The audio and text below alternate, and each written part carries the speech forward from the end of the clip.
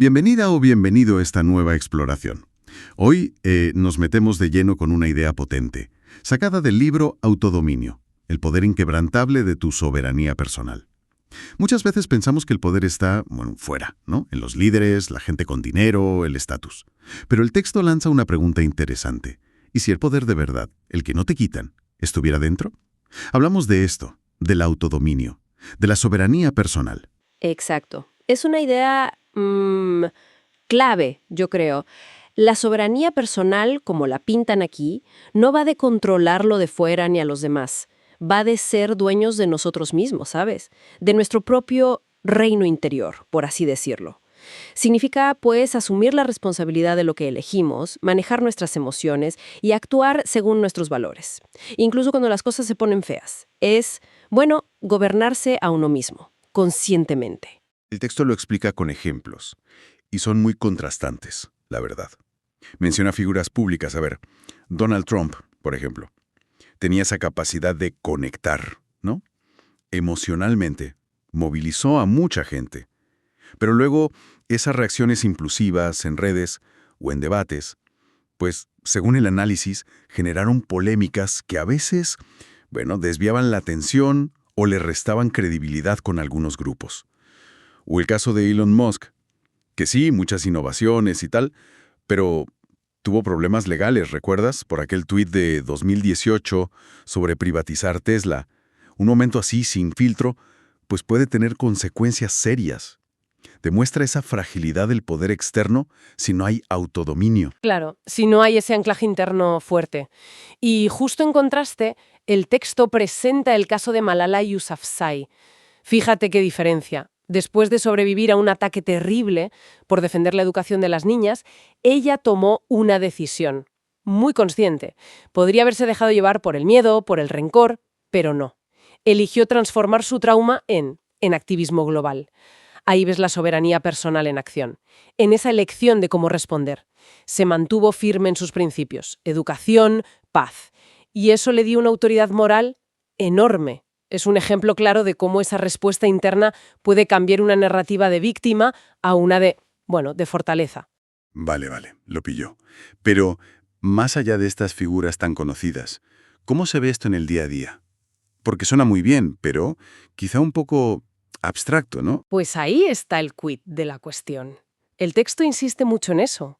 No es algo solo para grandes personalidades, para nada. Se cultivan las pequeñas batallas de cada día. La decisión de no dejar para mañana esa tarea que te da pereza, ¿sabes? O esa pausa antes de contestar a un email que te ha sentado mal. La elección consciente de qué noticias lees o qué compras, si va con tus principios éticos o no. Lo describe como un músculo interno que se va haciendo más fuerte si lo usas, con la práctica diaria. Y en un mundo como el de ahora, tan rápido, lleno de notificaciones, opiniones por todos lados, parece más importante que nunca, ¿verdad? Absolutamente. Es fundamental. Piensa en lo que vivimos con la pandemia de COVID-19, que también se menciona. Quienes consiguieron mantener ciertas rutinas, cuidar su salud mental, poner límites a la información, pues mostraron en general más capacidad para adaptarse, más resiliencia. El autodominio te permite eso, responder de forma pensada, en lugar de simplemente reaccionar a lo que te llega de fuera. Pero claro, el texto también reconoce que no es fácil, hay obstáculos. La polarización que ves en redes sociales, ¿no? Que a veces fomentan los propios algoritmos. La presión de grupo, la publicidad constante o incluso, entornos políticos que no facilitan la autonomía personal. Entendido. Entonces, si es un músculo, ¿cómo se entrena? ¿Qué dice el material? ¿Qué podemos hacer? Una es desarrollar una conciencia más crítica sobre la información, el entretenimiento que consumimos. Preguntarnos por qué lo hacemos.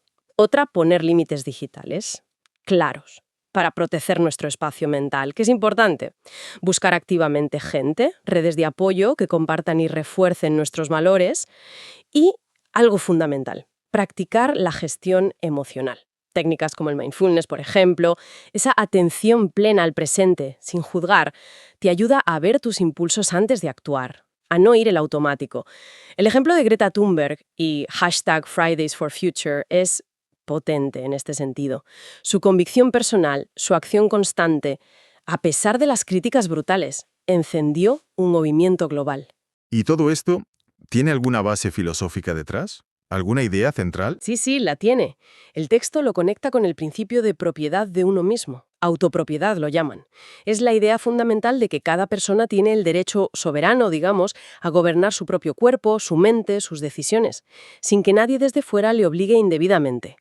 Y lo interesante es ver cómo esta soberanía individual, cuando mucha gente la ejerce de forma coherente, pues puede tener un impacto social enorme. Colectivo. Menciona movimientos como la Primavera Árabe, la suma de protestas individuales buscando cambios, o los boicots de consumidores a marcas por malas prácticas, o el movimiento #MeToo, que a través de la valentía individual de contar historias personales, pues generó una conversación mundial sobre el acoso y el abuso de poder. Entonces, si unimos todos los hilos, ¿cuál sería la gran conclusión? ¿Qué nos llevamos de este análisis? Pues yo diría que en un mundo donde a menudo sentimos que las fuerzas externas nos arrastran, la fuente de poder más estable, más auténtica, está dentro. Está en nuestra capacidad de gobernarnos a nosotros mismos.